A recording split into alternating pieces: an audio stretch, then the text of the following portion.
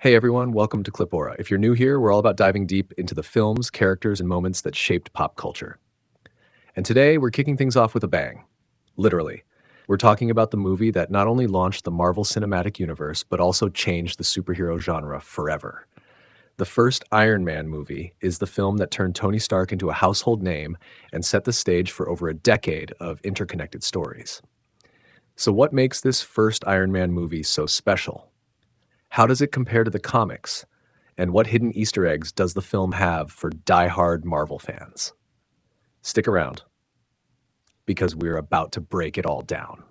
The first Iron Man movie is the film that took a lesser-known Marvel hero and turned him into an icon. Directed by Jon Favreau and starring Robert Downey Jr. as Tony Stark, this movie hit theaters in 2008, and in doing so, sparked the beginning of the Marvel Cinematic Universe, a franchise that would go on to dominate the film industry for over a decade.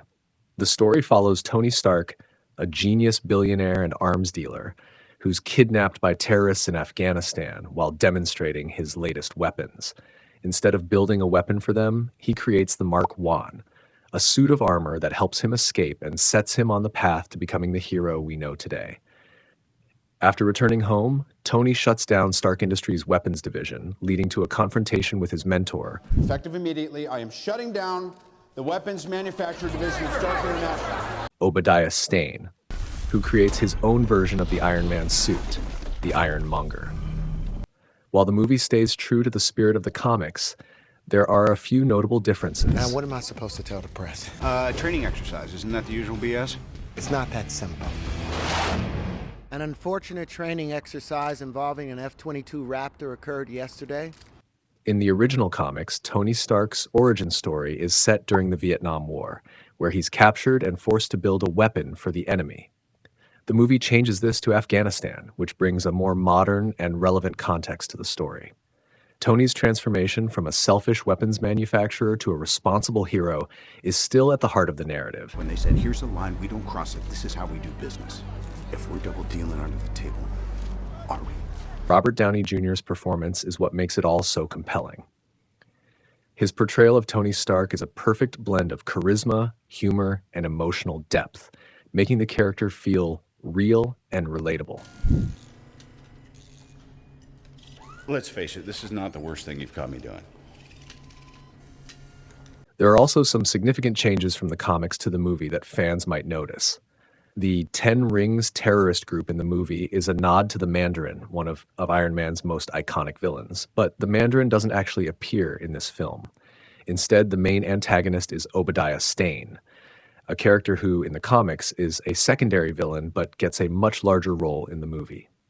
So, what are we going to do about this?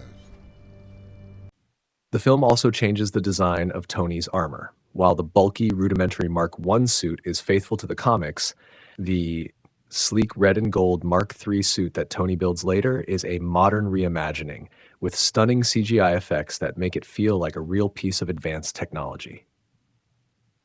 And let's talk Easter eggs. The first Iron Man movie is packed with fun references to the comics and the larger Marvel universe. For one, the Ten Rings group ties directly to the Mandarin storyline, setting up future films. There's also the famous post-credit scene where Samuel L. Jackson, as Nick Fury, introduces the Avengers Initiative, a tease that fans didn't fully realize would change the world of cinema forever. Who the hell are you? Nick Fury, director of S.H.I.E.L.D. Plus, who can forget Stan Lee's cameo in the film? But beyond the Easter eggs and comic references, the first Iron Man movie stands out because of its grounded and realistic approach. The way the film shows Tony's evolution, from a man who profits off war to one who takes responsibility for the technology he creates, gives the movie real emotional depth. And 3, 2, 1. The action sequences are thrilling, especially when Tony first dons the suit and begins testing out his repulsors and flight capabilities. The balance between humor, heart, and action is what makes this film so unique and compelling.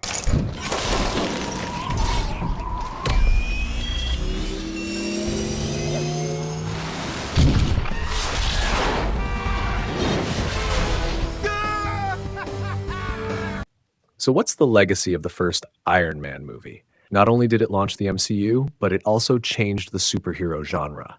The movie took a B list hero and made him a household name. It gave us a character who wasn't perfect, but who evolved over time and embraced his flaws.